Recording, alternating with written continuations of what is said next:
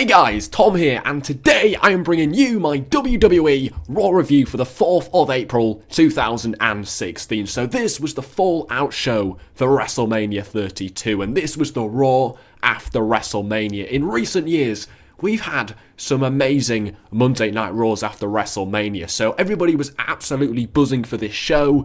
Did it live up to expectation? I thought it was pretty good. This was definitely one of the best Monday Night Raws we have had in many, many months. But to be honest, after every single Raw after WrestleMania, it sometimes feels like, yeah, that could be the best Raw of the year. But this Raw, I think this could be easily beaten. I don't think this was potentially the best Raw of the year. It was definitely a very, very good Monday Night Raw, and the feel for WrestleMania was still in the air. And I did really enjoy Raw this week, but I think it could quite easily be beaten.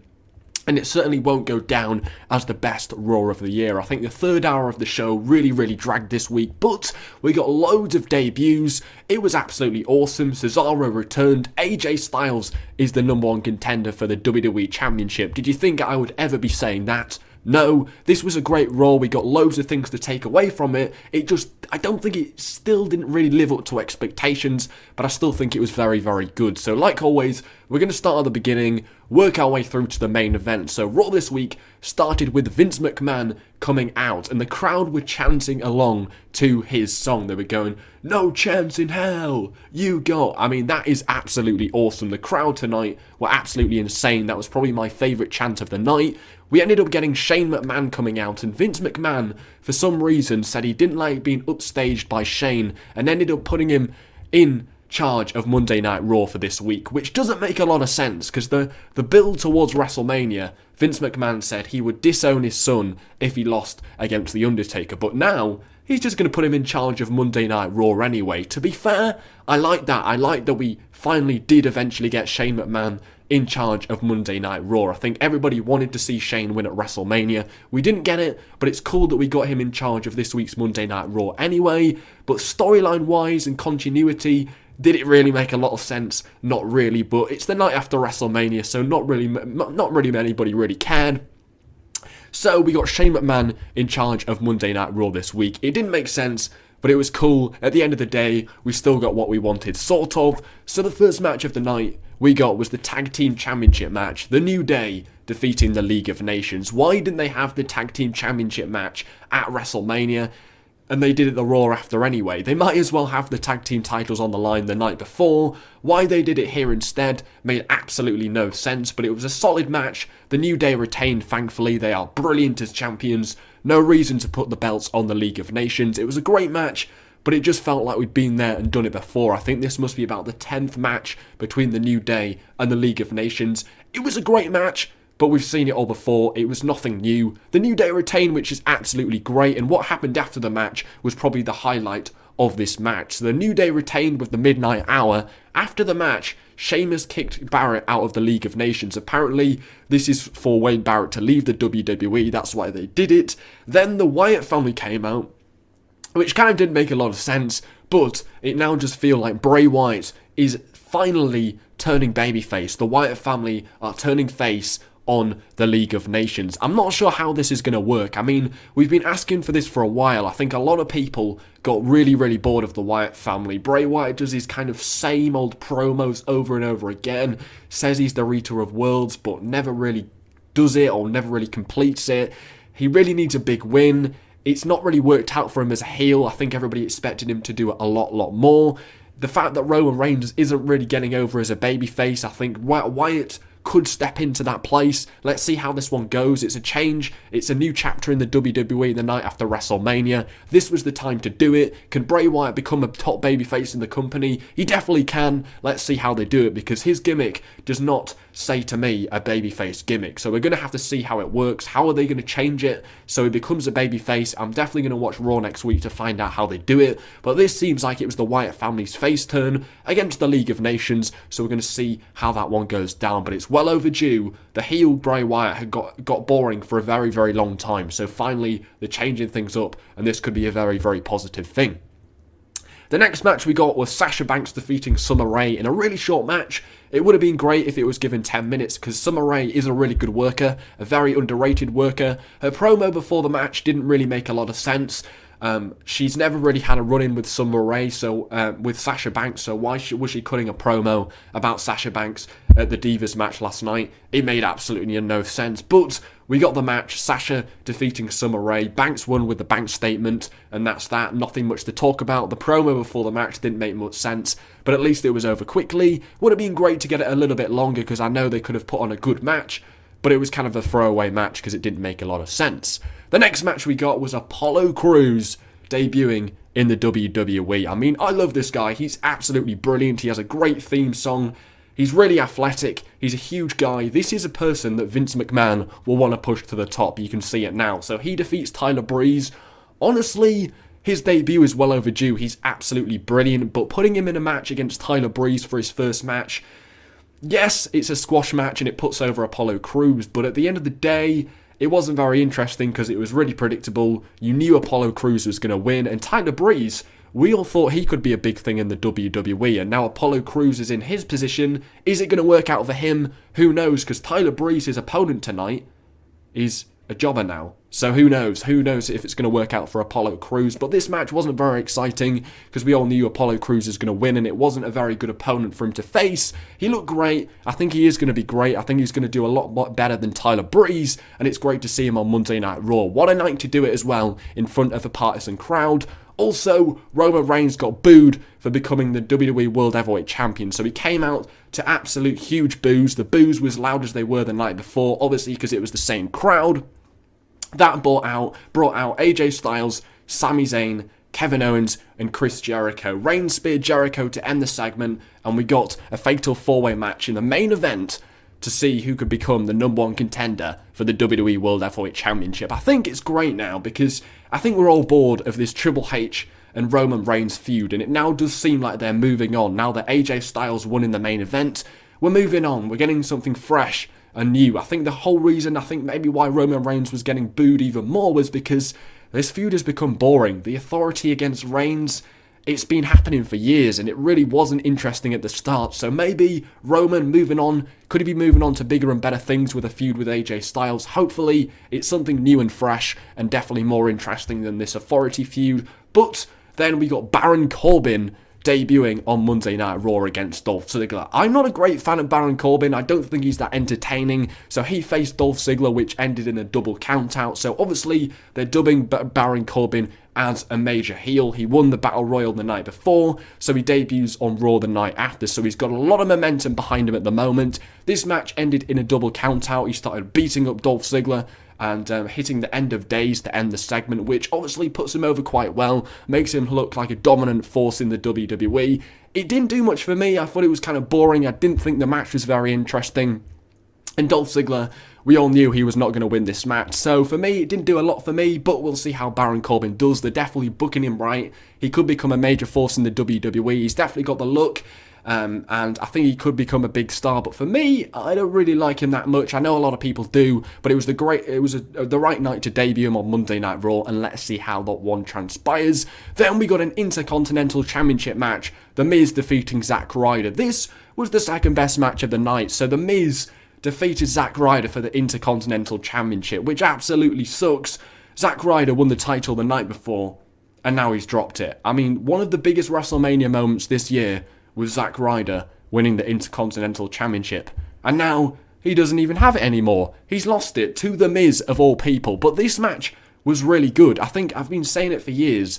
The Miz is one of the most underrated workers in the WWE. I think he's really good. He's brilliant. He put on a great match with Zack Ryder here. And this just proved to me, why isn't Zack Ryder on Monday Night Raw every single week? And why has it taken them 3 years to realise how good this guy is? This match was brilliant. I really enjoyed this match. So Zack Ryder's dad was in the front row. The Miz got in his face. Maurice got involved. She slapped Ryder's dad, which allowed Zack Ryder to get distracted, allowing The Miz to hit his finisher, the skull-crushing finale, to get the win. Brilliant match, was given plenty of time. I think I had a gut feeling in my... I just sort of knew that The Miz was going to win here, which absolutely sucked because I'm a huge fan of Zack Ryder. He's now lost the title. Are they going to get a rematch at Payback? Is it going to go all the way to the pay-per-view? I'd really like to see this as a pay-per-view match because I thought this match was absolutely brilliant. It just sucks that Zack Ryder lost the title. Hopefully he wins it back on SmackDown in his rematch. I think the worst thing they could do is have Miz retain here because it would all just feel like a bit of a waste of time. Zack Ryder's a beast. This match was awesome. Moving on, the women's division were all in the ring. Every single woman that performed at WrestleMania was in the ring. Charlotte, she credited her dad and she credited the fans for the women's revolution. She cut a babyface promo and then halfway through she turned back to a heel, which made absolutely no sense. There was no continuity there. I mean, everybody booed Charlotte out of the building at WrestleMania when she retained the title. She's one of the most over heels in the company, you can't agree. And then she comes out, cuts a really nice, thankful promo about the women's division and how the fans have helped it. And then, just like that, she turns back heel during her promo, which made absolutely no sense. It's cool that they're thanking the fans and showing how this women's championship has come about, and it's a really nice, happy feeling. The crowd were chanting women's wrestling, and then she just clicked and went back into character. It didn't make a lot of sense for me. And then the whole of the women ended up walking out on Charlotte, and then Natalya put Charlotte in a sharpshooter. I don't want to see a Natalya and Charlotte feud again. Hopefully this is just a short thing, and hopefully Sasha Banks faces Charlotte at Payback, because we've seen Natalya against Charlotte like 10 times before. She faced her at Roadblock. She's faced her on Monday Night Raw many times before. So putting her in the sharpshooter didn't do a lot for me because that's not really something I want to see. But at the end of the day, all the women walked out. The promo was a bit weird how she just changed midway through. And hopefully Sasha Banks gets a women's championship match at Payback. Now, moving on, we got a tables match between the Dudley Boys against the Usos. So they fucked up the finish to this match. Even the WWE referees do not know how their own matches work. So the Usos, they tried to splash the Dudley Boys through 2 tables. The Dudley Boys moved out the way. The Usos went through the tables anyway. But everybody knows the rules of a tables match are you have to put your opponent through a table. If you put yourself through a table by accident, it doesn't end. So for some reason they rang the bell after this happened. The Dudley Boys carried on doing the finish that they planned, so he put one of the Usos through the tables like the finish was planned. It got ended too quickly, they did it wrong. How they don't know their own rules to their own matches, I have no idea. This just looked very amateur, very unprofessional, and very stupid. Bubba Ray Dudley was very angry for well, apparently he was just stupid. Like, how do they not know their own rules to their own matches? That makes absolutely no sense. And why didn't they have the tables match at WrestleMania? WrestleMania, the biggest show of the year, and they had the tables match on Raw instead of WrestleMania. Now, the match at WrestleMania did suck, but maybe if it was a tables match, it might have felt like a bit of a more of a WrestleMania moment. But this match was still pretty dreadful. The match at Mania sucked. So why they're doing this match again, I have no idea. We hoped the feud had ended last night at WrestleMania, but for some reason, they did the match again, and it was even worse than the match at WrestleMania. This feud has been awful. I'm so glad that Enzo and Cass debuted, because it finally feels like the Dudley Boys are moving on and no longer feuding with the Usos, because it's been absolutely dreadful. So then we got the Dudley Boys leaving, and we're interrupted by Enzo Amore and Big Cass. This is so overdue. They cut a great promo on the Dudley Boys. They got a huge pop. Well overdue. This is a tag team they need in the WWE. The New Day have knocked off everybody. The League of Nations, pretty dull. The Dudley Boys, pretty dull at the moment. The Usos got booed out of the building in both nights in a row. They need a new tag team to come up. Enzo and Cass, absolutely perfect. Great promo on the Dudley Boys. A bit of a wacky promo, but it's really working. These guys are super over and exactly the right night to do it. Also, Renee Young interviews Sami Zayn backstage. Kevin Owens interrupted and powerbombed Sami Zayn through a table, which set up a very exciting last match for the main event.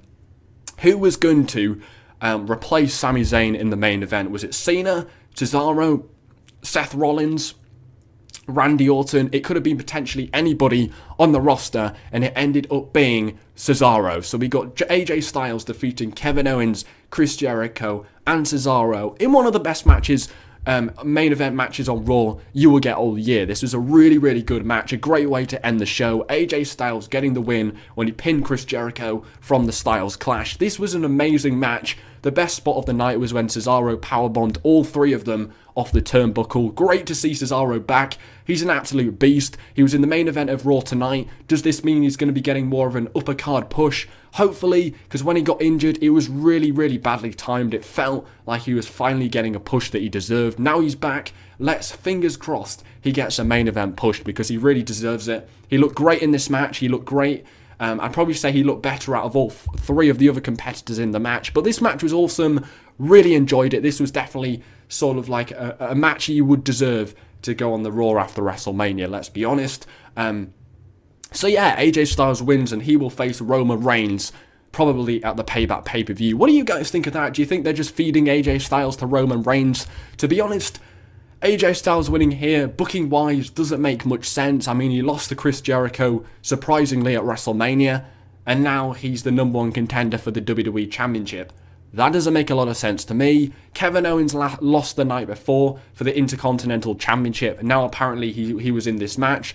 That didn't make a lot of sense. It was awesome to see Cesaro back, especially how he took his suit off and then just walked down to the ring with his ring attire on. Overall, this was a pretty good main event. I quite enjoyed it, but at the end of the day, AJ Styles facing Roman Reigns for the WWE title, that's also not very continuity, because at the end of the day, he lost to Chris Jericho the night before, and then now he's the #1 contender for the WWE Championship. It doesn't make a lot of sense, but it's cool to see AJ Styles, the #1 contender for the WWE Championship. Who thought we would see this ever in the WWE? That is absolutely insane. Let's see how that works. Is Shane McMahon going to get control of Monday Night Raw forever? You're going to have to watch Monday Night Raw next week to find out. That was one of the only things I think they did this week, which is interesting to see what they'll do next week. So, for example, Shane McMahon did a good job on this week's Monday Night Raw, and I think you're going to have to watch Raw next week to find out if he gets the permanent job or this was just a one-time deal. But at the end of the day, solid show. People probably expected a little bit more. I think some people were a little bit disappointed with this show.